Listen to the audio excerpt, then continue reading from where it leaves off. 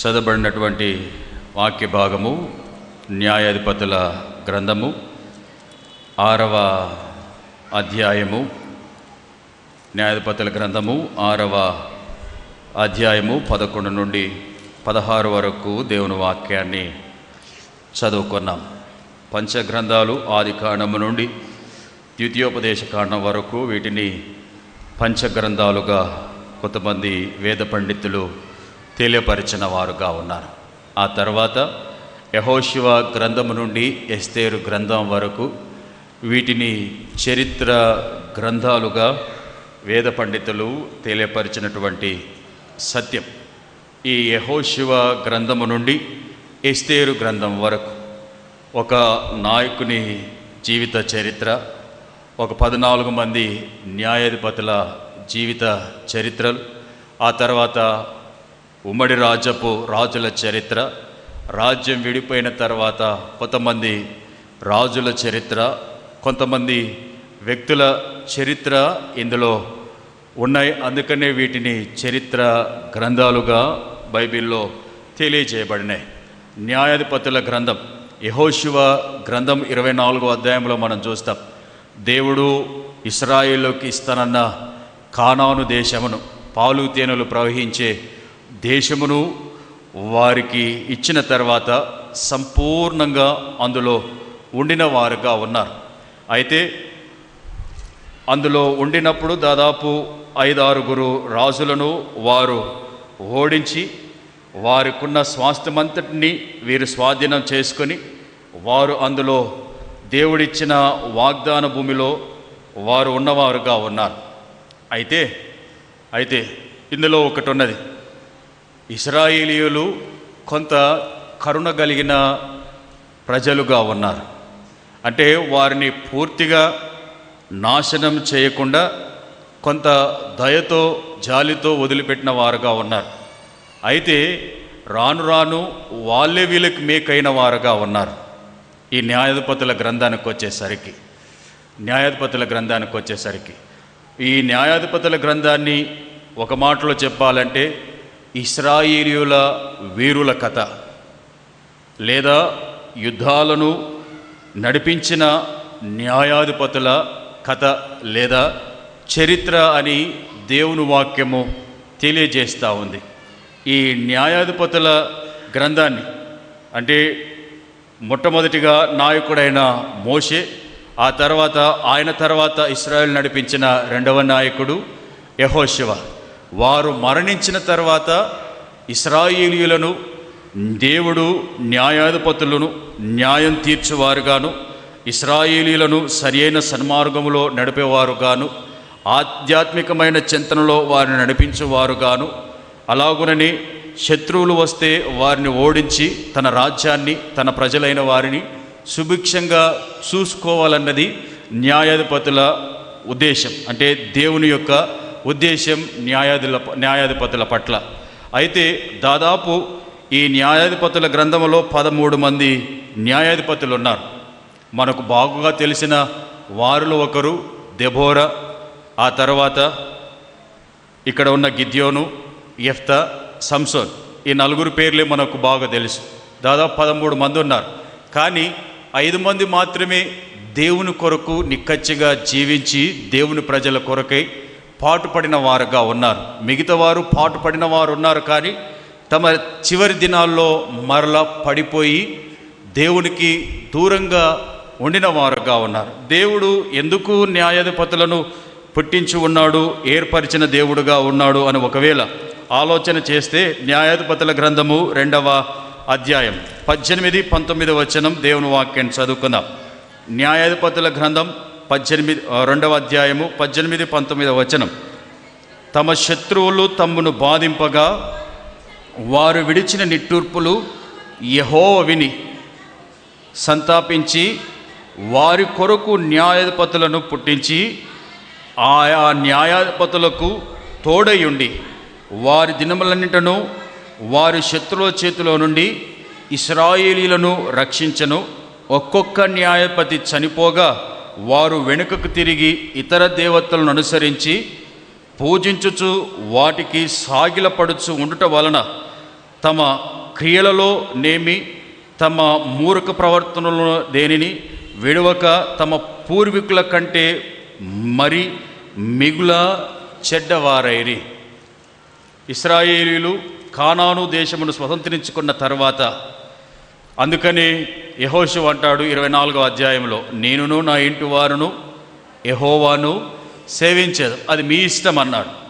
ఇంకా వాళ్ళ ఇష్టానికి వదిలిపెట్టేసరికి గొప్ప దేవుడు, అద్భుత కార్యములు చేసిన దేవుడు, అద్భుత కార్యాలు కల్లార చూసిన వ్యక్తులుగా ఉండను మరలా వీరు విగ్రహారాధనకు పాల్పడిన వారుగా ఉన్నారు. వారు కానాను దేశంలోనికి నడుస్తూ ఉన్నప్పుడు ఏ ప్రతిభకు అయితే మ్రొక్కిన వారుగా ఉన్నారో అటువంటి ప్రతిభలకు మరలా మ్రొక్కే వ్యక్తులుగా తయారయ్యారు. అప్పుడు దేవుడు వారితో మాట్లాడుతున్నటువంటి సందర్భం. ఆ తర్వాత 3వ అధ్యాయం 7వ వచనంలో కూడా ఒక మాట ఉన్నది. 3వ అధ్యాయము 7వ వచనం, అట్లు ఇశ్రాయేలీయులు యెహోవా సన్నిధిని దోషులై తమ దేవుడైన యెహోవాను మరచి బయలుదేవతలను దేవతా స్తంభములను పూజించిరి అని దేవుని వాక్యం ఉన్నది. ఒకసారి 12వ వచనం కూడా దేవుని వాక్యం చదువుకుందాం. ఇశ్రాయేలీయులు మరలా యెహోవా దృష్టికి దోషులైరి గనుక వారు యెహోవా దృష్టికి దోషులైనందున యెహోవా ఇశ్రాయేలులతో యుద్ధము చేయుటకు యోవాబు రాజైన ఎగ్లోనును బలపరచను. కొన్ని సందర్భాల్లో దేవుడే తన ప్రజలైన వారిని తప్పుదోవలో ఉన్నప్పుడు వారిని సరి అయిన త్రోవలో నడిపించడానికి ఆయన అన్యుల రాజుల చేతిలోనికి అప్పజెప్పిన సందర్భాల్లో ఇది మొదటిది. మనం కొన్ని సందర్భాల్లో చూస్తూ ఉంటాం ద్వితీయోపదేశ కాండము 2వ అధ్యాయము 2వ దినవృత్తాంతముల గ్రంథము 36వ అధ్యాయములో యిర్మీయాతో దేవుడు ఎన్నో మాటలు చెప్తాడు, కారు వారు వినరు. కానీ నెబుకద్నెజర్ రాజు చేతికి ఇశ్రాయేలీయులను అప్పజెప్పే దేవుడుగా ఉంటాడు. ఇక్కడ ఇశ్రాయేలు తప్పు చేస్తున్నందున వారు దేవునికి దూరమై దేవునికి విరోధంగా జీవిస్తున్న సందర్భంలో వారు అన్య రాజులకు అప్పజెప్పబడ్డవారుగా ఉన్నారు. దానిలో క్రమమే ఈ 6వ అధ్యాయంలో కూడా మరొకసారి వారు దేవుని శరణు కోరుతున్న వారుగా ఉన్నారు. 6వ అధ్యాయము 1-2 వచనాల్లో ఉన్నది, ఇశ్రాయేలీయులు యెహోవా దృష్టికి దోషులైనందున యెహోవా 7 ఏండ్లు వారిని మిద్యానీయులకు అప్పగించెను. మిద్యానీయులు చెయ్యి ఇశ్రాయేళ్ల మీద హెచ్చాయను గనుక వారు మిద్యానీయుల ఎదుట నిలవలేక కొండలోనున్న వాగుల గుహల దుర్గములను తమకు సిద్ధపరచుకునరని దేవుని వాక్యం తెలియపరుస్తూ ఉన్నది. అంటే ఇక్కడ 6వ అధ్యాయానికి వచ్చేసరికి 4 న్యాయాధిపతులు అయిపోయినారు. ఇక్కడ ఉన్న న్యాయాధిపతి 5వ వారు భక్తుడైన గిద్యోను గురించి ఉన్నది. అయితే మరల ఇశ్రాయేలు దేవుని దృష్టికి దోషులైనందున వారిని దేవుడు మిద్యానీయుల చేతికి అప్పచెప్పాడు. మిద్యానీయులు ఎవరు? ఒకవేళ ఆలోచన చేస్తే బైబిల్ పరంగా అబ్రహాము భార్య అయిన శారాయి చనిపోయిన తర్వాత 2వ భార్య అయిన అబ్రహాముకు 2వ భార్య అయిన కెతురాకు జన్మించిన కుమారుడే మిద్యాను. ఈ కెతుర నుండి అబ్రహాము నుండి 2వ భార్య ద్వారా ఏర్పడిన సంతానమే మిద్యానీయులు లేదా అమోనీయులు. వీరు నానాటికి విస్తరించిన వారుగా ఉన్నారు. ఈ మిద్యానీయులు మంచి సారవంతమైన వారు, మిద్యానీయులు మంచి బలం కలిగిన వారు, మిద్యానీయులు ఆ నది తీర ప్రాంతంలో ఉండిన వారుగా ఉన్నారు. ఆ విధంగానే వీరి తాటికి తట్టుకోలేక ఇశ్రాయేలు నది తీర ప్రాంతాల్లోకి వెళ్ళి కొండ గుహల్లో దాక్కున్నప్పుడు మిద్యానీయులు వీరి మీదకు వచ్చి దాడి చేసిన సందర్భం. అప్పుడు వీరు దేవునికి మొరపెట్టిన సందర్భముగా ఈ వాక్యములో ఉన్నది. అప్పుడు ఇశ్రాయేలీయులు దేవునికి మొరపెట్టిన సందర్భం. 6వ వచనం, ఆ తర్వాత 7వ వచనం దేవుని వాక్యం చదువుకుందాం. దేశము పాడు చేయుటకు వారు దానిలోనికి వచ్చిరి. ఇశ్రాయేలీయులు మిద్యానీయుల వల్ల మిక్కిలి హీన దశకు వచ్చినప్పుడు వారు యెహోవాకు మొరపెట్టిరి. మిద్యానీయుల వలన బాధను బట్టి ఇశ్రాయేలు యెహోవాకు మొరపెట్టగా, ఇశ్రాయేలు కొత్తగా ఏం కాదు. ఒకసారి నిర్గమకాండము 2వ అధ్యాయము 23, 24 వచనంలో మనం చూస్తే ఐగుప్తు దేశంలో వారు ఉండినప్పుడు వారి నిట్టూర్పులు దేవుని సన్నిధానములో చేరినవి అని దేవుని వాక్యం ఉంటుంది. అక్కడ వారు ఒక మాట అంటారు, ప్రభా, అబ్రహాము, ఇస్సాకు, యాకోబుకి ఇచ్చిన వాగ్దానం మా ఎడల ఏమైనది? మేము ఈ విధంగా బందిగృహంలో మేము ఐగుప్తు చేతిలో బానిసలుగా ఉన్నాం, మమ్మల్ని ఎప్పుడు విడిపిస్తావని. దేవుడు వెంటనే వారికి మోషేను నాయకునిగా నియమించిన దేవుడుగా ఉన్నాడు. ఇక్కడ ఇశ్రాయేలు మొరపెట్టగా మరొకసారి గిద్యోను, ఇశ్రాయేళ్లకు దేవుడు గిద్యోనును న్యాయాధిపతిగా నియమించిన దేవుడుగా ఉన్నాడు. గిద్యోను అనగా అర్థము ఆయన యోధుడు అని, నాశనము చేయువాడని, మంచి యుద్ధవీరుడని, పడదోయువాడని లేదా తెగ నరికేవాడని ఆయనకు పేరున్నది. ఆయన పేరు తగ్గట్టుగానే దేవుడు రానున్న దినాల్లో గొప్ప కార్యము చేసిన దేవుడుగా ఉన్నాడు. ఈ చదవబడిన వాక్య భాగమునకు అంశభాగం సాధారణమైన వ్యక్తిని పరాక్రమశాలినిగా మార్చిన దేవుడు. సాధారణమైన వ్యక్తిని పరాక్రమశాలినిగా మార్చిన దేవుడు. బైబిల్లో చాలామంది సాధారణమైన వ్యక్తులుగా ఉన్నారు. వారిలో ఒకరు మోషే.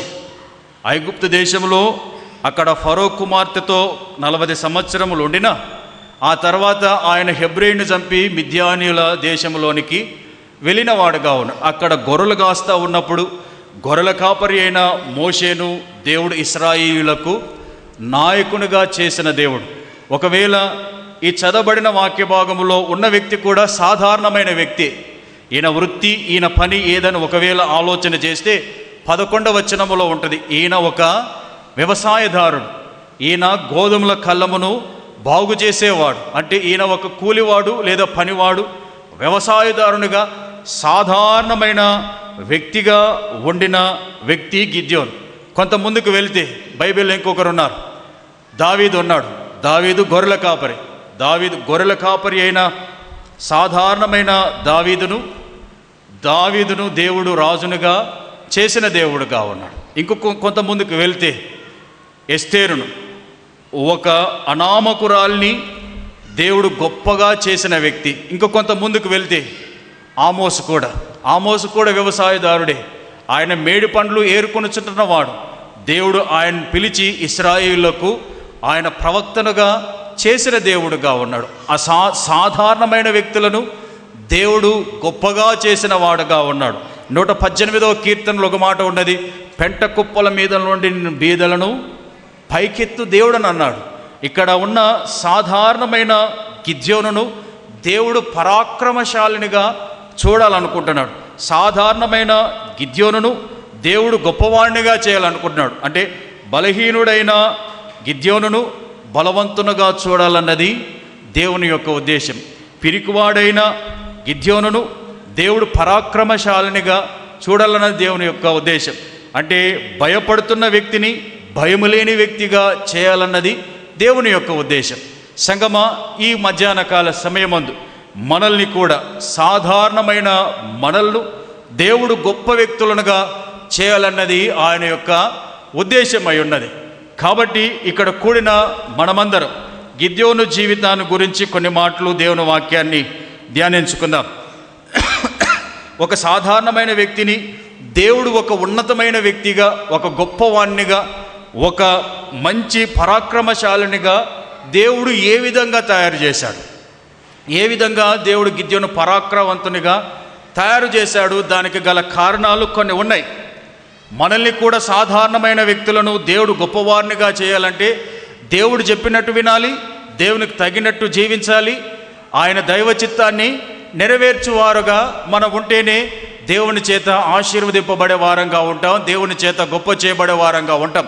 మనం ఏమై ఉన్నామో మనకు తెలియకపోవచ్చు, కానీ మనమేందో మనల్ని సృష్టించిన సృష్టికర్తకు మన గురించి బాగుగా తెలుసు.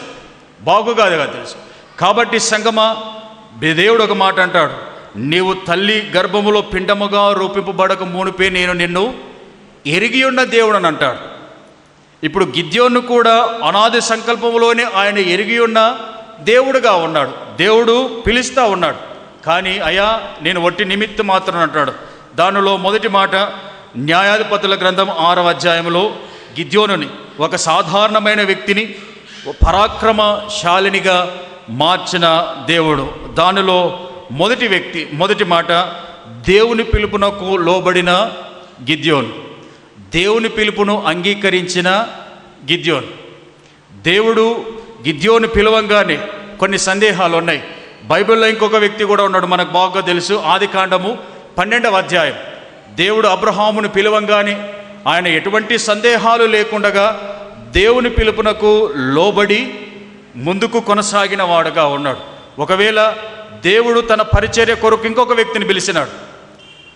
యెషయా గ్రంథము 6వ అధ్యాయంలో, యెషయా గ్రంథము 6వ అధ్యాయం, యెషయా నీవు నా పరిచర్యం చేయడానికి సిద్ధపడు అనంటే యెషయా అంటాడు, అయ్యా నేను అపవిత్రమైన పెదవులను కలవాడను, నేను అపవిత్రమైన పెదవులను కలవాడను అంటాడు. మనమైతే జనరల్గా మనమైతే ముందు వెనక చూడుకోకుండా పదవి ఇస్తే ఆ పదవి చేయడానికి రెడీ కదా. మనం ఏమై ఉన్నామో మనకు తెలుసు అది. కానీ అది ఆయనకు తెలుసు, ఎవరికి? యెషయా. కానీ ప్రభువా నేను అపవిత్రమైన పెదవుల గలవాడనని యెషయా అన్న దేవుడు అంటున్నాడు, నేను పరిశుద్ధుడను. శరాపులతో శరపులతో గాన ప్రతిగానములతో ఎల్లప్పుడూ ఆయన పరిశుద్ధుడని నిత్యం పొగడబడుచుంటున్న దేవుడు. సరే, నీవు అపవిత్రుడవే కావచ్చు, కానీ పవిత్రంగా మార్చే శక్తి నాలో ఉన్నది. నీవు నా సేవకురాని దేవుడు పిలిచిన సందర్భం. ఇక్కడ గిద్యోను కూడా దేవుడు పిలుస్తున్నటువంటి సందర్భం. 11వ వచనం, యెహోవా దూత వచ్చి అబీయెజ్రీయుడైన యోవాషుకు కలిగిన ఒఫ్రాలోని మస్తకి వృక్షము కింద కూర్చుండెను. యోవాషు కుమారుడైన గిద్యోను మిద్యానీయులను మరుగయుండినట్లు గానుగు చాటున గోధుమలను దుల్లగొట్టుచుండెను. యెహోవా దూత అతనికి కనబడి, పరాక్రమం గల బలాఢ్యుడా, యెహోవా నీకు తోడై ఉన్నాడని అతనితో అనగా, గిద్యోను చిత్తమున ఏలినవాడా, యెహోవా మాకు తోడై ఉండిన ఎడల ఇదంతయు మాకేలా సంభవించను. అంటే దేవుని పిలుపును అంగీకరించిన వాడుగా ఉన్నాడు, దేవుని పిలుపునకు విధేయత చూపిన వాడుగా ఉన్నాడు, దేవుని పిలుపునకు వినయము చూపిన వాడుగా ఉన్నాడు. కానీ ఆయనకు కొంత సందేహం ఉన్నది, గిద్యోనుకు కొంత సందేహం ఉన్నది. ఆయన సందేహాలకు దేవుని దగ్గర సమాధానం ఉన్నది. ఆయనకున్న కన్ఫ్యూజన్లకు దేవుని దగ్గర ఆన్సర్స్ ఉన్నాయి. కాబట్టి సంగమా, కొన్ని సందర్భాల్లో నీవు నేను చేస్తున్న ప్రయత్నాలలో, కొన్ని సందర్భాల్లో నీవు నేను చేస్తున్నటువంటి పనులలో కొంత మనకు సందేహాలు ఉండవచ్చేమో, మన జీవితాల్లో మనకు సందేహాలు ఉండవచ్చేమో, మనము చేస్తామో చేయలేమో అనే సందేహాలు మనకు ఉండవచ్చేమో. ఇప్పుడు దేవుడు పిలుస్తూ ఉన్నాడు గిద్యోను, నీవు మిద్యానీయులను చంపుటకై, మిద్యానీయులను ఓడించుటకై, మిద్యానులను ఓడించి నీ ఇశ్రాయేలైన జనాంగాన్ని రక్షించుటకు నేను నిన్ను ఏర్పరచుకుంటున్నా, నేను నిన్ను నియమించుకుంటున్నా, నీవు రా అని అన్నప్పుడు ఆయన జీవితాల్లో సందేహం ఉన్నది. కానీ ఆ సందేహాలన్నింటినీ దేవుడు తీర్చి సమాధానములోనికి నడిపించిన దేవుడుగా ఉన్నాడు. సంగమా, ఈ మధ్యాహ్న కాల సమయమున ఒకవేళ నీకు నాకు ఏవైనా సందేహాలు ఉంటే ఆయన పాద సన్నిధానములో ఉంచితే దేవుడు వాటికి సమాధానాలు ఇచ్చి నిన్ను సరి అయిన సమాధానవంతమైన సమభూమి గల ఆత్మలోనికి, ప్రదేశంలోనికి నడిపించి దేవుడు నీ ద్వారా, నా ద్వారా, మనందరి ద్వారా గొప్ప కార్యాలు జరిగించే దేవుడుగా ఆయన ఉంటాడు. ఇక్కడ గిద్యోను తనకు తెలుసు తన ఏందో, తన బలమేందో, తన బలహీనత ఏందో. కానీ దేవుడు అంటున్నాడు, గిద్యోను నీవురా అన్నాడు. అంటే గిద్యోను ఒక విశ్వాస వీరుడు. ఒకవేళ బైబిల్లో హెబ్రీలకు రాసిన పత్రిక 11వ అధ్యాయంలో మనం చూస్తే గిద్యోను పేరు కూడా విశ్వాస వీరుల జాబితాలో ఉంటుంది. అంటే ఒక మంచి నమ్మకస్తుడు. ఆయన వ్యవసాయదారుడు అయినప్పటికీ, ఆయన గోధుమల కళ్ళము ఆయన చక్కగా చేస్తున్న వాడైనప్పటికీ, ఆయన పనివాడు కూలివాడైనప్పటికీ దేవుడు తనలో ఉన్న వినయము, విధేయత, భక్తి విశ్వాసమును చూచిన దేవుడుగా ఉన్నాడు. అందుకని ఆయన న్యాయాధిపతిగా దేవుడు ఇశ్రాయేలు కొరకు ఏర్పరిచిన దేవుడుగా ఉన్నాడు. మనమేం చేస్తాం? ఒకరిని ఎన్నుకోవాలంటే వాళ్ళు వెనుక ఉన్న పలుకుబడిని చూస్తాం కదా. సంఘానికి ఉన్న, ఒకవేళ సమాజానికి వార్డు మెంబర్గా ఉండాలన్నా, ఊరికి సర్పంచ్గా ఉండాలన్నా, ఆ వ్యక్తి ముందు వెనక ఏముందో మనం ఆలోచన చేస్తాం. కానీ దేవుడు వ్యక్తిలో ఉన్న విశ్వాసాన్ని చూసే దేవుడుగా ఉంటాడు, విశ్వాసాన్ని చూసే వ్యక్తిగా ఉంటాడు. అందరం చేస్తామని ఊరుకొస్తారు. కానీ అంటే ఒకరన్న మాటని తెలియపరుస్తా, అంటే ఇది నా మాట కాదు కానీ అది నా మాటకు రాలేదు, నా మైండ్కి రాలేదు. చాలామంది దేవుని పని చేస్తామని ఉరుకులాడతారు కదా సార్. చేస్తామన్న వాళ్ళందరినీ ఒకసారి పరలోక ప్రార్థన చేయమని సంపూర్ణంగా అన్నారు. నా దగ్గర దానికి సమాధానం లేదు, ఇంకెప్పుడైనా నేర్చుకుంటారులే అనుకుంటా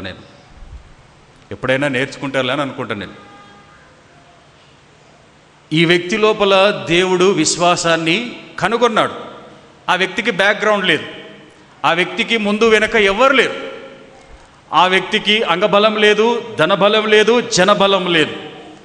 ఆ వ్యక్తి ఒకవేళ కండపుష్టి వ్యక్తిని కలిగిన వాడు కూడా కాదు.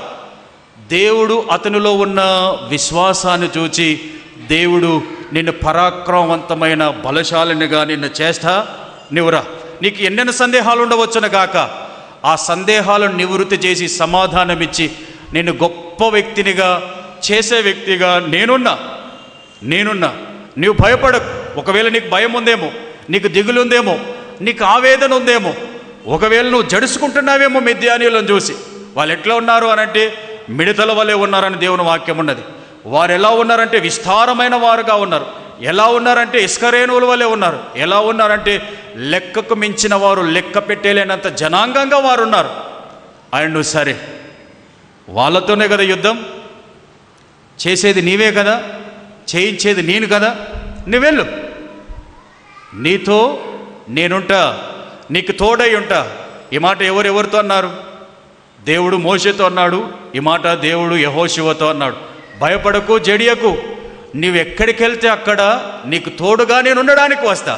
గిద్యోను, నీవు ఒక్కడు వెళ్తలేవు, నీతో పాటు నేను కూడా వస్తా ఉన్నా. నా పిలుపును అంగీకరించు, నాతో ఉండు.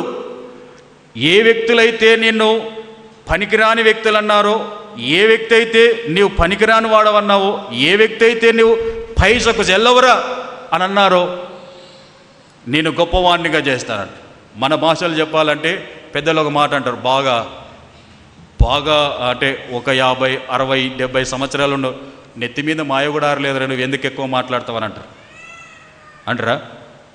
అట్లా గిద్యోను కూడా ఎంతోమంది అని ఉండవచ్చు. కానీ అన్నిటినీ ఓదార్చుకొని, అన్నిటినీ నిలదొక్కుని దేవుని కొరకు నిలబడినందున మనుషులు ఆయన తక్కువ చేసిన అంతమంది ఇశ్రాయేలులో ఒకడు న్యాయాధిపతిగా ఉండడానికి దేవుడు ఎన్నుకున్నాడు. అది దేవుడు చూడాలి కదా, దేవుడు ఏర్పరచుకోవాలి తన పని కొరకు. దేవుడు తన పని నిమిత్తమై ముందు కొనసాగించే దేవుడుగా ఉంటాడు. దేవుని కొరకు నిలబడితే, ఇప్పుడు దేవుడు పిలిచిన పిలుపునకు కొన్ని సందేహాలున్నా ఆ సందేహాలకు అన్నిటికీ దేవుడు సమాధానం ఇచ్చి గొప్ప వ్యక్తినిగా చేయడానికి సిద్ధపడతా ఉన్నాడు. ఇంకా పోయితాలకల్లా నువ్వు ఎట్లున్నా, పోయిన వారని చెప్పిన మాట, నువ్వు ఎట్లా ఉన్న దేవుడిని ఆశీర్వదిస్తాడు అని అంటే అది తప్పుడు బోధనే. నేనంట నువ్వు ఎట్లున్న దేవుడిని ఆశీర్వదిస్తాడంటే తప్పుడు బోధనే. నువ్వు మారితేనే దేవుడిని ఆశీర్వదిస్తాడు, మనం మారితేనే దేవుడు మనల్ని ఆశీర్వదిస్తాడు. ఇది వాస్తవం. ఇక్కడ ఈయన ద్వారా దేవుడు గొప్ప కార్యాలు చేయడానికి ఒక్కొక్కటి దేవుడు చేస్తూ ముందుకు కొనసాగిన దేవుడుగా ఉన్నాడు. మొదటిగా గిద్యోను దేవుని పిలుపునకు లోబడిన వాడుగా ఉన్నాడు. గిద్యోను దేవుని పిలుపును అంగీకరించిన వాడుగా ఉన్నాడు. దేవుని వాక్యము తన పిలుపు వలె మనల్ని తాకినప్పుడు, మనతో మాట్లాడినప్పుడు మనం సరి చేసుకోవాలి. లేదా ప్రభా ఇది నీ దైవ చిత్తమా, నీ పిలుప కాదని ప్రార్థనలో అయినా మోకరించి దేవుని అడగాలి. అది జయం, ఇది జయం కదా. మనం అనుకునేదే జరగాలి. ఓ ప్రార్థన చేయం, ఓ బైబిల్ చదువు, మనకు నచ్చింది నెరవేరాలో, మనం నచ్చింది అనుకున్నట్టు చెయ్యాలి. ఇంకా అదే బలం. దానికి మళ్ళీ ఇది దేవుని చిత్తం, మమ్మల్ని నిలబెట్టినారని మనం అనుకున్నాలి. అది కాదు, అది కానే కాదు. దేవుడు అంటున్నాడు, దేవుని పిలుపును గ్రహించిన వ్యక్తి మరలా దేవునితోనే మాట్లాడుతూ ఉన్నాడు. ప్రభా, నువ్వు నాతో ఉన్నావా? నువ్వు నాతో ఉన్నావా? నాతో ఉంటే మరి నాకు కొన్ని సూచనలు చేయి. నువ్వు నన్ను నడిపిస్తున్నావు, నన్ను పిలిచినావు, మరి అనడానికి కొన్ని కారణాలు కూడా కావాలి కదా అని కొన్ని సూచనలు అడిగినాడు. ఈ 20వ వచనంలో ఉన్నది, 6వ అధ్యాయం, కొన్ని సూచనలు ఉన్నాయి. దేవుని దూత ఆ మాంసమును పొంగని భక్ష్యములను పట్టుకొని రాతి మీద పెట్టి నీళ్లు పోయమని అతనితో చెప్పాను. అతడి లాగు చేయగా యెహోవా దూత తన చేతనున్న కర్రను చాపి దాని కొనతో ఆ మాంసమును ఆ పొంగని భక్ష్యములను ముట్టినప్పుడు అగ్ని ఆ రాతిలో నుండి వెడలి ఆ మాంసమును పొంగని భక్ష్యములను కాల్చివేసెను. అంతటా యెహోవా దూత అతనికి అదృశ్యమయ్యాను. గిద్యోను ఆయన యెహోవా దూత అని తెలుసుకొని, ఆహాహా, నా ఏలినవాడా యెహోవా, ఇందుకే కదా నేను ముఖాముఖిగా యెహోవా దూతను చూచితనెను. అప్పుడు యెహోవా, నీకు సమాధానము, భయపడకుము, నీవు చావని అతనితో సెలవిచ్చాను. ఎంత గొప్ప మాట కదా. సందేహం ఉన్నది. ఒకవేళ 12వ వచనం నుండి మనం చూసుకుంటూ వస్తే సందేహం ఉన్నది. కానీ దేవుని సమాధానాన్ని కోరినాడు, ఒక సూచన కోరినాడు. ప్రభా, నేను నీ చిత్తంలో ఉంటే, నీ చిత్తం కొరకై పనిచేయట కొరకు నన్ను నేర్కుంటే నాకు ఒక సూచన చెయ్యి, నీ ఉన్నావని నమ్ముతా, అప్పుడు నీ పని చేస్తానన్నాడు. కనీసం ఆ అనుభవమైన మనకుందా కదా. ఏదైనా ఉద్యోగానికి పోతే కొన్ని క్వాలిఫికేషన్స్ కావాలి. జనరల్గా నేనంట కదా, 10th చదువుకున్నోనికి టీచర్ జాబ్ ఇస్తారా? ప్యారో టీచర్ కూడా ఇయ్యరు. కనీసం దాని ఏమంటారు, ఇక్కడ కాకతీయ స్కూల్కైనా లేదా విశ్వభారతికైనా ఇస్తారా 10th కల్లా చదివిన వాళ్ళకి? కనీసం MA BEd అన్నా కావాలి. మరి దేవుని పని చేయడానికి మరి ఏం కావాలి? 1 తిమోతి రాసిన పత్రికలు ఉన్నాయి కొన్ని కదా. మరి దేవుడు పిలుస్తూ ఉన్నప్పుడు ఆయన లోపల కూడా కొన్ని క్వాలిటీస్ ఉన్నాయి. భక్తి ఉంది, భయం ఉంది, నమ్మకం ఉంది, విశ్వాసం ఉంది, దేవుని చిత్తం కనుకొనుట ఆయనలో ఉంది. మరి నీలో నాలో ఏముంది కదా. ఒకసారి మనకు మనమే వెరిఫై చేసుకోవాలి, మనకు మనమే ఒకసారి సర్టిఫై చేసుకోవాలి. ఇది గిద్యోనులో ఉన్నది. గిద్యోను ఇప్పుడు సిద్ధపడినాడు. ఇప్పుడు వాటన్నిటినీ దేవుడు అన్నాడు, నీకు సమాధానం, సందేహములో నుండి ఇప్పుడు సమాధానం ఇచ్చిన దేవుడుగా ఉన్నాడు. భయములో నుండి ఇప్పుడు భయపడకము, నీకు తోడుగా, నువ్వు చావనే చావు, నువ్వు ఒక్కనైనా చంపుతావు కానీ నువ్వైతే చావు అని దేవుడు తనను బలపరిచిన సందర్భం. అక్కడ గిద్యోను యెహోవా నామమున బలిపీఠము కట్టి దానికి యెహోవా సమాధానకర్తయ్యను పేరు పెట్టెను. నేటి వరకు అది అబీయజ్రీయుల ఒఫ్రాలో ఉన్నది. ఒఫ్రా తన ఊరు. ఈయన మనుష్య గోత్రానికి చెందినవాడు, యెహోషు వాళ్ళ నాయన. ఇది దేవుని చిత్తాన్ని కనుగొని దేవుని పిలుపునకు అంగీకరించి సమాధానం ఇచ్చిన తర్వాత ముందుకు కొనసాగిన దేవుడుగా ఉన్నాడు. ఆ తర్వాత రెండవది మొదటి మాటగా దేవుని పిలుపును అంగీకరించిన గిద్యోనని. రెండవది దేవుని కొరకు బలిపీఠములను పడగొట్టిన గిద్యోను. దేవుని కొరకు బలిపీఠములు పడగొట్టిన గిద్యోను. 6వ అధ్యాయంలోనికి వెళ్దాం. 6వ అధ్యాయము 25-26 వచనం దేవుని వాక్యం చదువుకుందాం. 6వ అధ్యాయము 25-26 వచనం. మరియు ఆ రాత్రి యందే యెహోవా నీ తండ్రి కోడెను, అనగా 7 ఏండ్ల 2వ ఎద్దును తీసుకుని వచ్చి నీ తండ్రి కట్టిన బయలు యొక్క బలిపీఠమును పడగొట్టి దానికి పైగానున్న దేవత స్తంభమును నరికివేసి తగిన ఏర్పాటుతో ఈ బండ కొనను నీ దేవుడైన యెహోవాకు బలిపీఠం కట్టి ఆ 2వ కోడెను తీసుకొని వచ్చి నీవు నరికిన ప్రతిమ యొక్క కర్రతో దహన బలి నర్పించమని అతనితో చెప్పాను. యోవాషు అంటే గిద్యోను వలన ఒకప్పుడు అన్య దేవతల యొక్క బలిపీఠములు కట్టినవాడుగా ఉన్నాడు. బైబిల్లో ఒక మాట ఉంది, తల్లిదండ్రుల దోషము కుమారుల మీదికి వచ్చును అని. ఇక్కడ నీ తండ్రి కట్టిన బలిపీఠంలో నీవు పడగొట్టే వ్యక్తివిగా నీవు ఉండాలి. అంటే ఒక సాధారణమైన వ్యక్తిని పరాక్రమశాలినిగా నేను మార్చాలి అనంటే, ఒకవేళ గిద్యోను నీ ఇంటిలో ఉన్న బలిపీఠాలు ఏవైనా ఉంటే వాటిని కూలగొట్టాలి. నీలో ఏవైనా బలిపీఠాలు ఉంటే వాటిని కూలగొట్టాలి. ఏ బలిపీఠాలు? ప్రార్థన బలిపీఠాలు కాదు. సాతాను నా జీవితాల్లో తిష్ట వేసుకొని కూర్చొని ఉన్న ఆ బలిపీఠాలను పడగొట్టాలి. విగ్రహము బలిపీఠాలను పలగొట్టాలి. నీవు దేన్నైతే దేవుని కంటే ఎక్కువగా ప్రేమిస్తావో అది మనకు విగ్రహంతోనే సమానం. అట్టి బలిపీఠాలను నీవు పగలగొట్టాలి, పడగొట్టాలి. అప్పుడే సాధారణమైన నిన్ను గొప్పవాణినిగా చేస్తా. సాధారణమైన నిన్ను గొప్ప పరాక్రమశాలినిగా చేస్తా. వాళ్ళ తండ్రి ఏర్పాటు చేసినవి పగడగొట్టడానికి కొంత భయపడ్డాడు. దేవుడు అంటున్నాడు వాటిని దహన బలిగా చేయమన్నాడు. దహన బలి దేనికి సూచన? పాపమునకు ప్రాయచిత్తం కలగడానికి. నీ తండ్రి పాపం చేశాడు, దానికి ప్రాయచిత్తముగా నీవు దహన బలి అర్పించాలి. ఒక రెండవ ఎద్దును తీసుకొని పాపము చేసిన ప్రతివాడు కొన్ని బలిపీఠాల దగ్గరికి వెళ్ళి, దేవుని యొక్క బలిపీఠం దగ్గరికి వెళ్ళి దహన బలిగా వాటిని అర్పించాలి. ఇప్పుడు నీ తండ్రి చేసిన తప్పుకు నీవు దహన బలిగా బలిపీఠం యొద్ద దహన బలి చేయాలి. అంటే పాప విముక్తి జరగాలి, పాప విమోచన కలగాలి, పాపము నుండి పరిశుద్ధతలోనికి నీవు రావాలి. ఒకవేళ అది నీలో ఉంటే, నీ కుటుంబంలో ఉంటే, నీ ఇంటి వారి మధ్యన ఉంటే, నీ సమాజపు వారి మధ్యన ఉంటే, దాన్ని తొలగించి నీవు రా గిద్యోను అన్నప్పుడు ఆ పిలుపునకు అంగీకరించిన గిద్యోను అన్ని బలిపీఠాలను పడగొట్టి దేవుని దగ్గరకు వచ్చిన వ్యక్తిగా ఉన్నాడు. ఎలాగున్నో కింద ఉన్నది 29వ వచనం.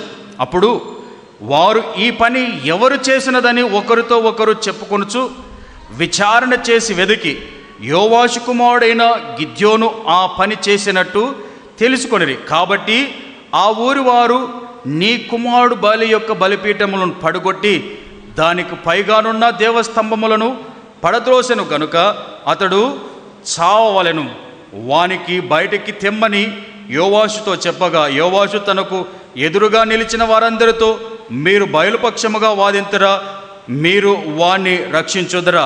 వాని పక్షముగా వాదించువాడు ఈ ప్రొద్దుననే చావవలెను. ఎవడో వాని బలిపీఠమును విరగొట్టెను కనుక వాడు దేవత అయినందున తన పక్షమున తానే వాదించవచ్చును. ఒకడు తన బలిపీఠమును విరగొట్టినందున అతనితో బయలు వాదించుకొననిమ్మని చెప్పి ఆ దినమున అతనికి యెరుబ్బయలను పేరు పెట్టాను. అంటే వారి సమాజ మధ్యములో ఉన్న, వారి సమాజ మందిరములో వారి మధ్యన ఉన్న బలిపీఠాలన్నింటినీ పడగొట్టిన గిద్యోనుగా ఆయన ఉన్నాడు. సంగమ, ఒకవేళ తాగుడనే వ్యసనము నీకుంటే, జూదమనే వ్యసనం ఉంటే, వ్యభిచారం అనే వ్యసనం ఉంటే, ఒకని తొక్కాలి, వాడిని పైకి రాకుండా చిన్న భిన్నం చేయాలి అనేటివి ఏమైనా ఉంటే, అటువంటి బలిపీఠాలు నీలో ఉంటే ఏవైనా వాటిని తీసివేసుకొని నా కాడికి రా, అప్పుడు నిన్ను గొప్పవాణినిగా చేస్తా. అన్నీ పెట్టుకొని వస్తేవనుకో వాళ్ళ మీద కాదు ఉండాల్సింది మొదట కత్తి నీ మెడ మీదనే ఉంటుంది. దేవుడు అనలేడా మత్తయి సువార్త 3వ అధ్యాయంలో, ఇప్పుడే చెట్టు వేర్ల మధ్యన గొడ్డలి ఉంచబడినది, ఫలింపని ప్రతి చెట్టు ఫలింపని తీగ శలిగి పాడేయాలంటారు కదా గద్వాల భాషలు అయితే. అంటే మొత్తం తునకలు చేయాలి, అట్లా చేస్తున్నాడు దేవుడు. అంటే నీవు నీ లోపల ఉన్న దేవత విగ్రహములే కానీ నీ హృదయ అంతరంగములు ఏవైనా ఉంటే వాటన్నిటినీ తీసివేసుకొనిరా, అప్పుడు నిన్ను రక్షిస్తా, నీ కుటుంబాన్ని రక్షిస్తా, నీ తండ్రిని రక్షిస్తా, ఇశ్రాయేలుల సర్వ సమాజం అంతటిని రక్షిస్తా. దేవుడు ఏ పనైతే అది చేశాడో గిద్యోను చేసిన వ్యక్తిగా ఉన్నాడు. ఇప్పుడు గిద్యోను పరాక్రమశాలిగా మారడానికి దేవుడు గొప్ప కారకుడయ్యాడు. సంగమా, నీవు నేను కూడా మనలో అయిష్టమైన బలిపీఠములు ఏవైనా దేవునికి ఉంటే వాటిని పడగొట్టుకొని వస్తే సాధారణమైన నిన్ను, కూలివాడైన నిన్ను, లేదా మేస్త్రి పని చేసేవాడైన నిన్ను టీచర్వా, పోలీసువా, లేదా ఏ రంగంలోనూ పనిచేసినా కానీ కూడా అందులో మనలందరినీ హెచ్చించే దేవుడు మనం నమ్మిన దేవుడు. కాబట్టి సంగమా, మనం నమ్మి దేవుని యొద్దకు వద్దాం, దేవుని వాక్య ప్రకారంగా చేయవారంగా ఉందాం. దేవుడే ఆయన మనల్ని హెచ్చించే దేవుడుగా ఉంటాడు. దేవుడు అదే చెప్తా ఉన్నాడు, గిద్యోను అదే చేస్తూ వచ్చాడు. ఆ తర్వాత దేవుడు గొప్ప కార్యాన్ని ఆయన ఎడల జరిగించిన దేవుడుగా ఉన్నాడు. మొదటిగా దేవుని పిలుపునకు లోబడిన గిద్యోను, రెండవది బలిపీఠములను దేవుని కొరకు పడగొట్టిన గిద్యోను, మూడవది దేవుని శక్తితో శత్రువులను జయించిన గిద్యోను. దేవుని శక్తితో శత్రువులను పడద్రోసిన గిద్యోను ఎలాగూ అని ఒకవేళ ఆలోచన చేస్తే ఇదే 6వ అధ్యాయం, న్యాయాధిపతుల గ్రంథం 6వ అధ్యాయం 33, 34 వచనం దేవుని వాక్యం చదువుకుందాం. మిద్యానీయులందరూ, అమాలేకీయులందరూ, తూర్పు వారందరూ కూడి వచ్చి నది దాటి యెజ్రెయేలు మైదానములో దిగగా యెహోవా ఆత్మ గిద్యోనును ఆవేశించెను. అతడు బూర ఊదినప్పుడు అబీయెజెరు కుటుంబం వారు అతని యొద్దకు వచ్చిరి. యెహోవా ఆత్మ గిద్యోనును ఆవేశించనని దేవుని వాక్యం. అంటే ఒకవేళ మనము న్యాయాధిపతుల గ్రంథం 13వ అధ్యాయానికి వెళ్తే యెహోవా ఆత్మ సంసోనును రేపెను అని ఉంటుంది. ఇప్పుడు దేవుని ఆత్మ గిద్యోను మీదకి దిగింది, దేవుని ఆత్మ గిద్యోను మీద వాలింది. దేవుని ఆత్మ గిద్యోనులో తన శరీరాన్ని బలపరిచిన దేవుడుగా ఉన్నాడు. మిద్యానీయుల సైన్యం ఎంత? దాదాపు 120,000 మంది. ఇశ్రాయేలు సైన్యం ఎంత? 32,000 మంది. కానీ దేవుడు అంటున్నాడు, అందులో కూడా ఒక ట్విస్ట్ ఇచ్చినాడు దేవుడు గిద్యోనుకు. ఈ యుద్ధానికి వెళ్ళక మునుపు, ప్రభా మరొక్కసారి నిన్ను శోధిస్తా. ఏమన్నాడు?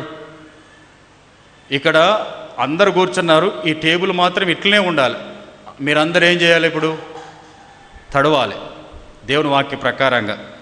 ఈ 37వ వచనం నుండి 40వ వచనం వరకు మళ్ళీ ఒక్కొక్క సూచన అడిగినాడు. యుద్ధానికి వెళ్ళక మునుపు అందరు తడిచిపోవాలి, ఈ బల్ల ఒకటే పొట్టిగా ఉండాలి, అదొకటి. అదయింది. తర్వాత అందరం ఎండాలి, అదొక్కటి తడవాలి మరుసటి రోజు. ఈ సూచన అడిగినాడు, దేవుడు అది చేసినాడు. ఆ తర్వాత యుద్ధానికి బయలుదేరిన గిద్యోనుగా ఉన్నాడు.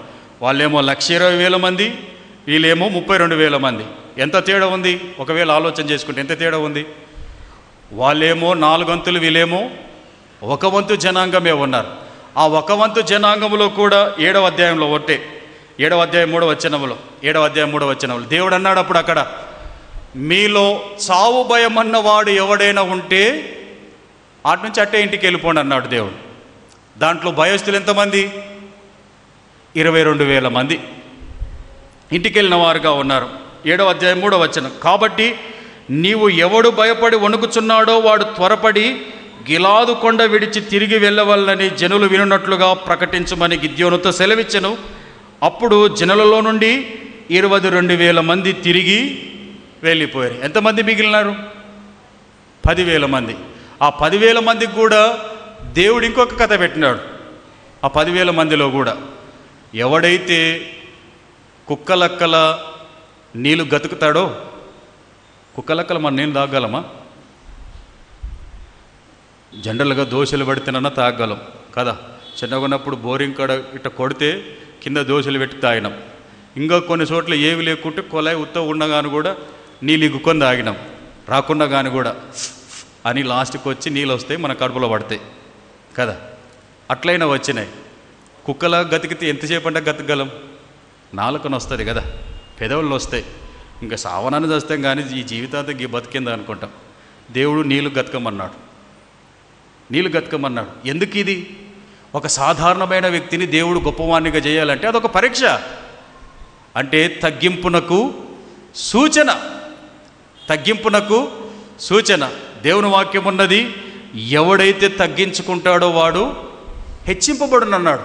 ఇప్పుడు దాదాపు అట్లా గతకరా అంటే 300 మంది అట్లా నీళ్లు గతికిన వ్యక్తులుగా ఉన్నారు. దాదాపు 9,700 మంది మళ్ళీ ఇంటికి పారిపోయారు. ఇప్పుడు ఎంతమంది మిగిలినారు? 300 మంది. 300 మంది. ఈ 300 మందితోని 1,20,000 మంది కలిగిన జనంతో యుద్ధం చేయాలంటే సామాన్యమైన పనా? కదా. దేవుడు ఒక సాధారణమైన వ్యక్తిని పరాక్రమశాలిగా మార్చాలంటే కొన్ని మన జీవితంలో ఒక్కొక్కటి తీసివేసుకుంటూ వచ్చే దేవుడుగా ఆయన ఉంటాడు. ఇప్పుడు గిద్యోను వెనుక ఉన్న సైన్యాన్ని తగ్గింపగలిగిన జీవితం ఉందో లేదో దేవుని పని కొరకు, దేవుని కొరకని దేవుడు పరీక్షిస్తే అందులో 300 మంది పాస్ అయిన వారు ఉన్నారు. ఇక్కడ ఉన్నోళ్ళు 60 చెప్పులు సరిగా లేవు తీసిపోయి అంటే తీసేస్తారా? ఇప్పుడు ఇక్కడ ఉన్నోళ్ళము మనము 60 చెప్పులు సరిగా లేవు, ఆడ గేటు కడ్డం ఉన్నాయి, ఈ గేటు కడ్డం ఉన్నాయి, తీసిపోయాడంటే పోతారా? ఇప్పుడు పోతారా? కాదది కదా. బాత్రూములు కడగండి అంటేనే వారానికి ఒకసారి, దాని కొరకు ఎవరు వస్తలేరు. మేము సోకాల్డ్ అన్నట్లు ఉంది కదా. వీఆర్ దిస్ మచ్ అన్నట్లు. మేము చాలా 4-5 అంతస్తులు ఉన్నాయి, 2 అంతస్తులు ఉన్నాయి, 1 అంతస్తు ఉంది, మేము ఏమనుకున్నాం, మేము దాన్ని గడగమంటాం అన్నట్టు ఉంది కదా. కానీ గిద్యోను పరిస్థితికి వచ్చేసరికి చూస్తే ఇంతకంటే హీనదశం కదా. దేవుని పని కొరకు చాలా తగ్గించుకొని ఉండాలి. ఇప్పుడు ఎందుకు హెబ్రోన్ సంఘంలో ఐఏఎస్ ఐపీఎస్ ఆఫీసర్లైనా బుడంపాడు దీవెన, కొంచెం టైం అయింది ఏం కాదు, కొంచెం ఓర్చుకోనండి.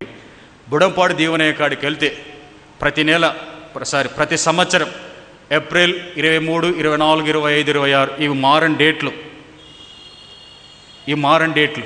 ఒకసారి వీలైతే మనం బస్ వేసుకొని పోయి చూసి వస్తే మంచిదేనేమో. ఆడ 4 రోజులు కన్వెన్షన్లో ఉంటే కూడా మంచిదేమో. ప్రతి ఒక్కరు ఐఏఎస్ ఐపీఎస్ ఆఫీసర్ క్యాడర్, మంచి సివిల్ ఇంజనీర్స్, మంచి గెజిటెడ్ ఆఫీసర్స్, వీళ్ళు ఎవరని ఒకవేళ ఒకప్పుడు హెబ్రోన్ కాలంలో భక్త సింగయ్య కాలంలో మనం చూసిలేమేమో. ఇప్పుడు బుడంపాడు దీవెన కాడికి వెళ్తే చూడొచ్చాడ. ఆడ ఎవరు? వాళ్ళే ఊడ్చేటోళ్ళు, వాళ్ళు దుడిచేటోళ్ళు, వాళ్ళు అన్నీ అంటే ఇట్లా గంపలు ఎత్తుకొని పోతే తిన్న ఎంగిలి రసమంతా కారణ కానీ కూడా దేవుని పని చేస్తూ ఉంటారు. అది తగ్గింపు అంటే. ఇంకా ప్రతిదానికి కురుకులాడినకు వస్తే కాదది. దేవుడు ఎక్కడ నెగ్గాల్లో కాదు, ఒక సామెత ఉంది, ఎక్కడ తగ్గాల్లో కూడా నేర్చుకోవాలి. ఇది జీవిత సత్యం. ఇది దేవుడు న్యాయాధిపతి అయిన గిద్యోనుకి తెలియపరుస్తూ ఉన్నాడు, గిద్యోను వెనుక ఉన్న వారికి తెలియపరుస్తూ ఉన్నాడు. నిన్ను నీవు తగ్గించుకుంటే నీవు హెచ్చింపబడతావు, ఈ పరీక్షలో పాస్ అవుతావా? పాస్ అయినాడు. తర్వాతకి ఇంకొకటి పెట్టినాడు దేవుడు ట్విస్ట్. కొంచెం ముందుకు వెళ్తే ఏం చేయాలి? కుండ పట్టుకోవాలి, దీపం వెలిగియాలి, ఆ తర్వాత బూర ఊదాలి. ఈ కుండ, దివిటి, ఈ బూర దేనికి సాదృశ్యం? కుండ మానవ శరీరానికి సాదృశ్యమైనది. అంటే నీలో ఉన్న ఈగో, నీలో ఉన్న అహం, నీ అంతటికి నీవే నైట్రోజన్ బెలూన్ లాగా ఊదే తత్వాన్ని నీలో చంపేసుకోవాలి. నీలో అయి చనిపోవాలి, నీలో సి రావాలి. ఐ అంటే నేను, సి అంటే క్రీస్తు స్వభావం మనలో రావాలి. అంటే నీవు నీ శరీరాన్ని చంపివేసుకునే వాడవుగా గొంతు పీసుకున్నామని దేవుడు చెప్పలే. ఈ మాట బాగా జ్ఞాపకం చేసుకోవాలి. ఊరేసుకున్నామని దేవుడు చెప్పలే. నీ శరీరము నల్లగొట్టబడాలి. దేవుని వాక్యం ఉన్నది, నీ శరీరము నల్లగొట్టబడాలి. దేవుని కొరకు రోమీయులకు రాసిన పత్రిక 12వ అధ్యాయం 1వ వచనం, నీ శరీరము దేవునికి సర్వాంగ బలిగా అర్పించాలి. అప్పుడే దేవుని పని కొరకు నేను వాడబడే యోధులముగా తయారవుతాం.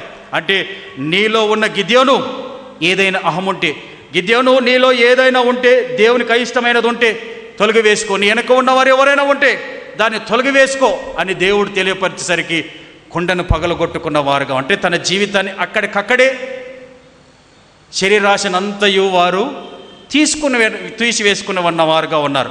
శరీరాత్ర, నేత్రాశ, జీవడంబమును అక్కడికక్కడే వారు తొలగించుకున్న వారుగా ఉన్నారు. ఇప్పుడు బైబిల్లో ఒక వాక్యం ఉన్నది, లూకా సువార్తలో, దీపము ఎవడైనా అంటించి మంచం కింద పెడితే వెలుగు కనపడుతుందా? కదా. ఇప్పుడు దీపము వెలిగింపబడాలనంటే, నీ లోపల వెలుగు, నీ లోపల దేవుని స్వరూపం బయటికి కనపడాలంటే నీలో ఉన్న మట్టి కుండ, నీలో ఉన్న అహం కుండ, నీలో ఉన్న ఈగో పగలగొట్టబడితేనే నీలో నుండి పరిమళ తైలము బయటికి వెదజల్లును. అప్పుడు నువ్వు వెలిగింపబడతావు. నీవు ఎవరో 10 మంది తెలుసుకునేటట్టుగా దేవుడు చేస్తాడు. వెలుగు 10 మందికి వెలిగిచ్చేదిగానే ఉంటుంది. నీవు వెలిగింపబడితే 10 మందికి ఆశీర్వాదంగా దేవుడు మార్చే దేవుడుగా ఉంటాడు. ఆ తర్వాత ఏం చేయాలి? బూరను ఊదాలి. బూర ఎందుకు? దేవుని సువార్తను ప్రకటించడానికి. ఇవి జరిగిన తర్వాతనే యుద్ధం అన్నాడు. వీటన్నిటినీ పాస్ అయిన తర్వాత దేవుడు గిద్యోనును గొప్పగా జరిగించిన దేవుడుగా ఉన్నాడు. కరుణించే నావాడు, కనుపాపల కాపాడు, కుడికేయడు ఏనాడు యేసు. కరుణించే నావాడు, కనుపాపల కాపాడు, కునికేయడు ఏనాడు యేసు. నా పక్షము తానన్నాడు, నేనే నీ తోడన్నాడు. నా పక్షము తానున్నాడు, నేనే నీ తోడన్నాడు. నాతో వస్తున్నాడు, క్షేమం ఇస్తున్నాడు. నేనెందుకు భయపడవలెను, సామాన్యుని వలెను. నేనెందుకు భయపడవలెను, సామాన్యుని వలెను. కరుణించే నావాడు, కనుపాపల కాపాడు, కునికేయడు ఈనాడు యేసు.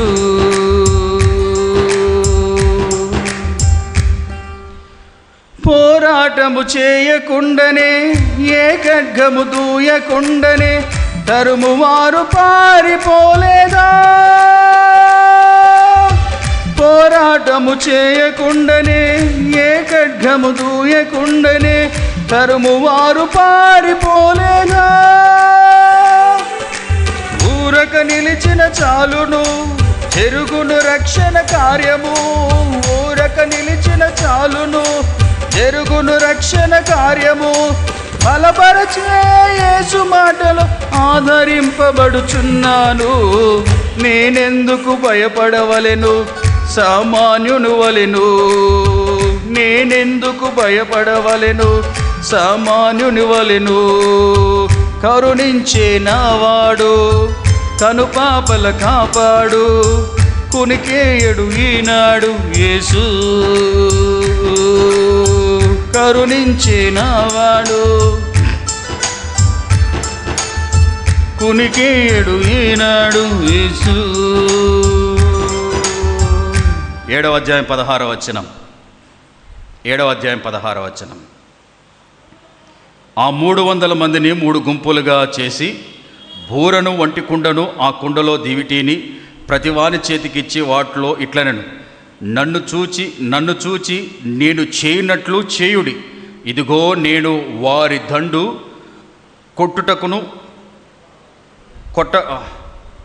కొట్టుకొనకు పోవుచున్నాను. నేను చేయనట్లు మీరు చేయవలను. నేనును నాతోనున్న వారందరూ బూరలు ఊదినప్పుడు మీరును దండుపాలెమంతటి చుట్టూ బూరలను ఊదుచు యెహోవాకును గిద్యోనుకును విజయమని కేకలు వేయవలనని చెప్పాను.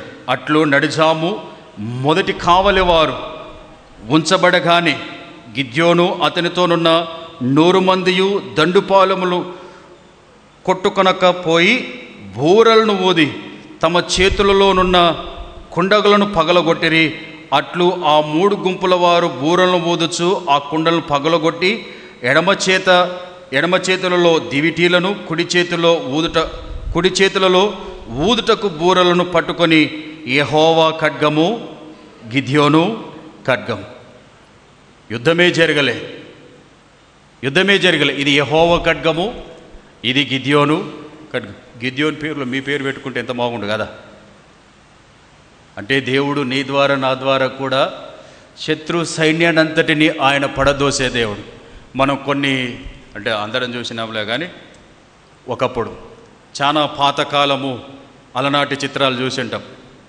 ఇట్లా కత్తి పట్టుకుంటే ఇటు నుంచి కత్తి నుండి మంట పోతుంది. ఈ ఒక బాణం విసిరితే ఆ బాణానికి ఇట్లా 10 ఇట్లా ఊక్కుంటూ పోతుంటాయి కదా. ఇట్లా కత్తి పట్టుకుంటే అది ఇట్ట వంకర తిరిగింటుంది. అట్లా గిద్యోను ఇట్లా కత్తి పట్టుకుంటే ఆ కత్తి ఎక్కడికి పోయింది? మొత్తం అట్లా తిరిగేసి వచ్చి మళ్ళీ ఆ చేతి కత్తెలనే ఉంది. అంటే మాయ జరిగింది అక్కడ. ఒక మాటలో చెప్పాలంటే మాయ జరిగింది. దేవుడు మాయ చేసినాడు. 1,20,000 మందిని ఒక వ్యక్తి ఎంతమందిని చంపగలడు కదా? ఒక వ్యక్తి దగ్గర 6 బుల్లెట్లు ఉంటే కథం అయిపోతుంది. ఒక గంట సేపులు అటు ఇటు నరికినాడు అనుకో, చైన్ వస్తుంది. రాత్రులు నరకగలడా? దేవుడే గిద్యోను చేత యుద్ధం చేయించిన దేవుడు. నీతో కూడా యుద్ధం చేయించి అసాధారణమైన నిన్ను పరాక్రమశాలినిగా చేసే దేవుడు. బైబిల్లో 6వ అధ్యాయంలో దేవుడు అనలేదా? 6వ అధ్యాయం 11వ వచనములో, 6వ అధ్యాయం 12వ వచనములో, యెహోవా దూత అతనికి కనబడి పరాక్రమం గల బలాఢ్యుడా, యెహోవా నీకు తోడై ఉన్నాడని అతనితో అనగా. ఇప్పుడు గిద్యోను బలము లేనివాడే, బలహీనుడే, ఒక సాధారణమైన వ్యక్తి. దేవుడు తనతో యుద్ధం చేయించినాడు. ఎట్లా చేయించినాడు? దేవుని పిలుపును అంగీకరించిన తర్వాత, ఆ తర్వాత విగ్రహములు పడగొట్టిన తర్వాత, ఆ తర్వాత శరీరము నలగొట్టుకున్న తర్వాత, ఆ తర్వాత దీపం వెలిగింపబడిన తర్వాత, ఊరబడిన తర్వాత దేవుడు యుద్ధము చేయడానికి ఆయనతో సిద్ధంగా ఉన్నాడు, చేయించినాడు, ఇశ్రాయేల్ని గెలిపించినాడు. కాబట్టి సంగమా, నీవు నేను ఎప్పుడూ ఓడిపోయే వ్యక్తులం కాదు. దేవుడు అన్నాడు, నన్ను నమ్మిన బిడ్డలు నేను తలగా ఉంచే దేవుడను. అంటే నేను హెచ్చుగానే చూస్తాను. మనల్ని తక్కువగా మనమే చేసుకుంటున్నాం. కానీ దేవుని దృష్టిలో మనం ఎల్లప్పుడూ కూడా ఎక్కువైన వారమే. కాబట్టి ఇవన్నిటి ఒక ఎత్తు అయితే, ఇంకొక మాట ఉన్నది. ఆ మాట చదువుకొని ముగించుకుందాం. గిద్యోను యుద్ధం గెలవడం ప్రాముఖ్యం కాదు, యుద్ధం గెలిచిన తర్వాత దేవునిలో నిలబడమే ప్రాముఖ్యమైనవి. ఒకసారి 8వ అధ్యాయం 23వ వచనం, 22, 23వ వచనం. అప్పుడు ఇశ్రాయేలీయులు గిద్యోనుతో, నీవు మద్యానీయుల చేతి నుండి మమ్మును రక్షించితివి గనుక నీవును నీ కుమారుడును నీ కుమారుని కుమారుడును మమ్మును ఏలనని చెప్పిరి. అందుకు గిద్యోను, నేను మిమ్ములను ఏలను, నా కుమారుడును మిమ్మును ఏలరాదు. మరి ఎవరు ఏలాలే? యెహోవా మిమ్మును ఏలునని. ఈ మాట మనం అనగలమా? పొదుమూకులు మనమే ఉండాలనుకుంటాం. రేపు 2 నెలలు అయితే నా టైం కూడా అయిపోతుంది, నేను కూడా ఉండాలనుకుంటా కదా. అది సాధ్యమేనా? దేవుడు అంటున్నాడు, నేను కాదు, నా పిల్లలు కాదు, నా మనవన్లు కూడా కాదు, మిమ్మల్ని పాలించాల్సింది దేవుడే. మనల్ని పాలించాల్సింది దేవుడే. దేవుని సంఘాన్ని దేవుడే పరిపాలించాలి. కోర్స్ తన సంఘాన్ని పరిపాలించడానికి కొంతమంది నాయకులను ఎన్నుకోవాలని ఆదిమ సంఘములో దేవుడు అపోస్తుల కార్యములో తెలియపరిచిన పద్ధతి. కానీ ఆ పద్ధతిని మనం పక్కన పెట్టేసినాం, మన పద్ధతులను తెచ్చుకున్న వారంగా ఉన్నాం. కానీ ఈ పద్ధతుల గుండా, యెహోవా పద్ధతుల గుండా, దేవాది దేవుని పద్ధతుల గుండా గిద్యోను వెళ్తే, ఆ గిద్యోను అన్నింటిలో పాస్ అయి ఇప్పుడు దేవుని యందు నిలువచేవాడుగా ఉన్నాడు. ఎవరు ఎన్నుకున్నా ఎన్నుకోకపోయినా మన బలం ఉంటే చాలు, మనం ముందు కొనసాగాలనుకుంటాం. ప్రారంభంలో చెప్పిన మాట, గిద్యోను కాదు, నేను కాదు, నా పిల్లలు కాదు. ఇది వారసత్వం కాదురాబాయి దేవుని పని చేసేది. ఈ దినాల్లో వారసత్వమే పనిచేస్తూ ఉంది, ఎక్కడికి వెళ్ళినా కానీ కూడా కదా. బలమే పనిచేస్తూ ఉంది, బలగమే పనిచేస్తూ ఉంది, పలుకుబడే పనిచేస్తూ ఉంది. ఇప్పుడు నేను పాస్టర్ అయితే నా కొడుకు పాస్టర్ కావాలని రూల్ ఉందా? అది యాజకులకి ఇచ్చినాడు. ఇంక పొదుమూకులు మేమేనా, ఇంక వేరే వాళ్ళకి లేదా? ఇంక పొదుమూకులు మీరేనా, ఇంక వేరే వాళ్ళకి లేదా అని గిద్యోను అంటున్నాడు. గిద్యోన్ని దేవుడు అంటున్నాడు, మేం కాదు, అస్తమానం మేం కాదు, నా పిల్లలొద్దు, నేను వద్దు, నా మనవన్లు వద్దు, మనకెవరు? దేవుడే. సర్వాధికారి అయిన దేవుడు మనకును, మన సంఘానికి, మన జీవితాలకు గిద్యోనుకు తోడై ఉండునట్లుగా సదాకాలం తోడై ఉండునుగాక. దేవుడి మాటలు దీవించునుగాక. ప్రార్థన చేసుకుందాం. దేవుని సహాయాన్ని కోరుకుందాం. ఎన్నికలేని గిద్యోను దేవుడు పిలుచుకున్నాడు. పిలుచుకున్నప్పుడు సందేహాలు ఉన్నాయి. సందేహాలను తొలగించి సమాధానం ఇచ్చిన దేవుడుగా ఉన్నాడు. భయమును తొలగించి అభయాన్ని ఇచ్చిన దేవుడుగా ఉన్నాడు. సంగమా, ఈ ఉదయకాల సమయమున దేవుని పనికి నిన్ను పిలిస్తే నీలో ఉన్న సందేహాలు తొలగించుకో. దేవుని పని చేయడానికి నువ్వు సిద్ధంగా ఉంటే నీలో ఉన్న బలిపీఠాలను తొలగించుకో. దేవుని పని చేయడానికి నీవు హెచ్చుగా ఉంటే తగ్గించుకో.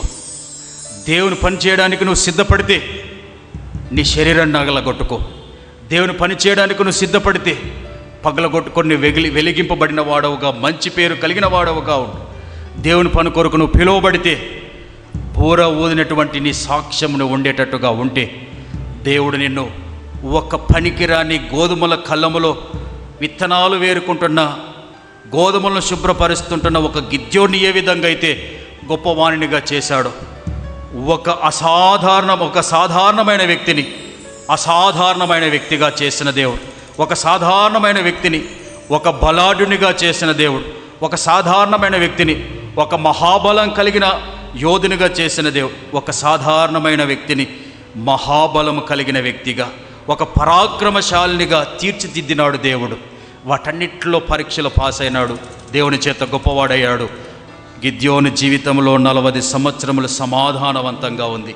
నీ ద్వారా సంఘం, నీ ద్వారా కుటుంబం, నీ ద్వారా సమాజం సమాధానంగా ఉండేటట్టుగా నీ జీవితం మార్చబడితే దేవునికి మహిమ, నీకు నాకు మనందరికి దీవెన, ఆశీర్వాదం. కాబట్టి సంగమా, మనము దేవుని వైపు చూద్దాం. మేము కాదు ఏలికలం, నా పిల్లలు కాదు ఏలికలు, నా పిల్లలు కాదు ఏలికలు. సర్వాధికారి అయిన దేవుడు మనందరిపై, ఆయనే సృష్టికర్త అయిన దేవుడు, సర్వాధికారి అయిన దేవుడుగా ఉండునుగా. కానీ కలవరి శిలువలో మనల్ని హెచ్చించడానికి ఆయన మన కొరకు మరణించిన దేవుడుగా ఉన్నాడు. మనల్ని హెచ్చించడానికి ఆయన తగ్గించుకున్న దేవుడుగా ఉన్నాడు. తండ్రి, వీరేమి చేయుచున్నారో వీరెరుగరు గనక, ఆ మాటని ఇప్పుడు వరకు కూడా మాట్లాడుకుంటున్నాం. కానీ మన జీవితాల్లో మనలో ఉన్నవి తొలగించుకోలేక మనకు నచ్చినట్టుగానే ఉంటున్నాం. గిద్యోను వలె దేవునికి అయిష్టమైనవన్నిటిని తొలగించుకొని దేవుని కొరకు నిలబడితే, పరాక్రము గల బలాఢ్యుడా, నీవు నా కుమారుడవు, నీవు నా కుమార్తెవు, బలా మంచి నమ్మకమైన దాసుడా అని దేవుడు నన్ను హెచ్చించాలి, ఆదరించాలి, గొప్ప చేయాలి. మనుషుల చేత కాక దేవుని చేత ఎన్నుకోబడు వారంగా మనం ఉంటే అది దేవునికి మహిమ, దేవునికి మహిమ. కాబట్టి సంగమా, మనలో ఉన్న వాటిని తొలగించుకుందాం. గిద్యోని హెచ్చించినట్టుగా హెచ్చించుకుందాం. దేవునిలో దేవుడే హెచ్చించును గాక. ఒక చిన్న సాధారణమైన కూలివారిని ఇశ్రాయేలుకు న్యాయాధిపతిగా 40 సంవత్సరములు ఉండేటట్టుగా చేసిన దేవుడు, నీ జీవితం దేవుని కొప్పితమైతే సత్యంత వరకు నిన్నే పాలకునిగా చేయనుగాక. అన్ని విషయాల్లో దేవుడిని హెచ్చించునుగాక. సంఘం నీ వల్ల బాగు కాబడునుగాక. సంఘం నీ ద్వారా ఇంకా 10 సంఘాలు కట్టేంతగా దేవుడిని ఆశీర్వదించునుగాక. అటు కృపా దేవుడు మనకందరికీ దేవుడు దయచేయనుగాక. కుమ్మరి ఓ కుమ్మరి, జగదుత్పత్తిధరి,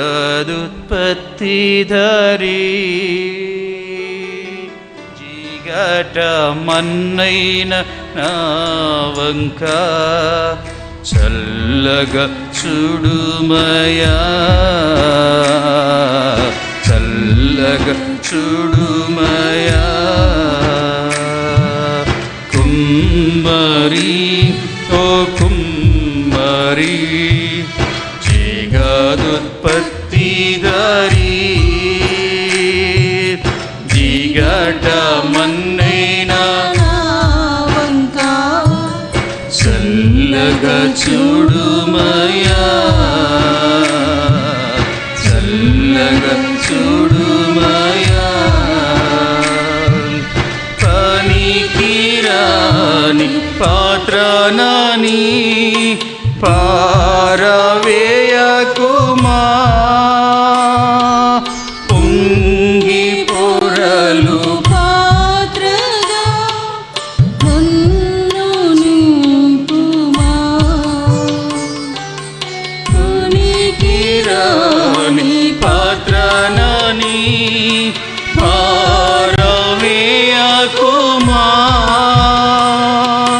పొంగి పొరలు పాత్రగా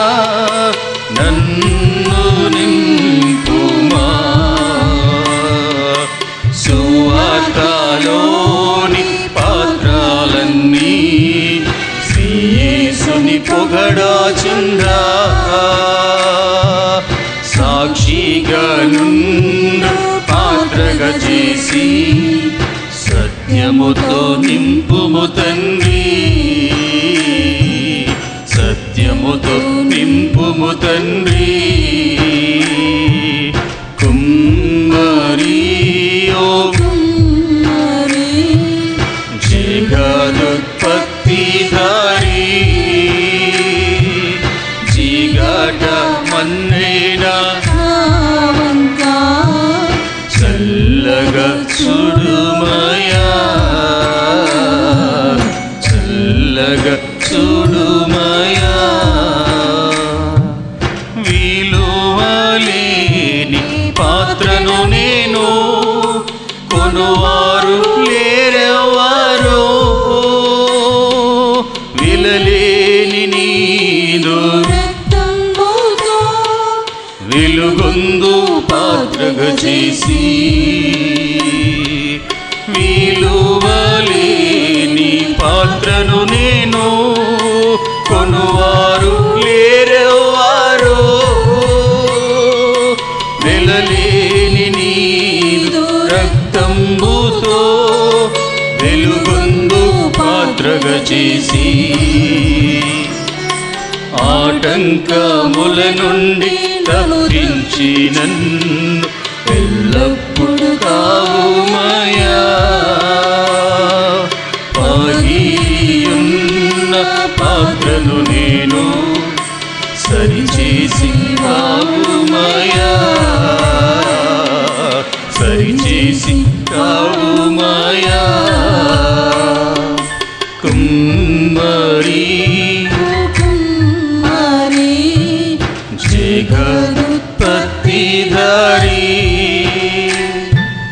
జిగట మన్నైనా వంక చల్లగా చూడుమయా, చల్లగా చూడుమయా, చల్లగా చూడుమయా, చల్లగా చూడుమయా. మహాగణుడా, పరిశుద్ధుడా, ప్రేమమయుడా, నీకు వందనాలు. ఈ మధ్యాహ్న కాల సమయమున గిద్యోను జీవితాన్ని గురించి ప్రభువా మేము ధ్యానించుకొని ఉన్నాం.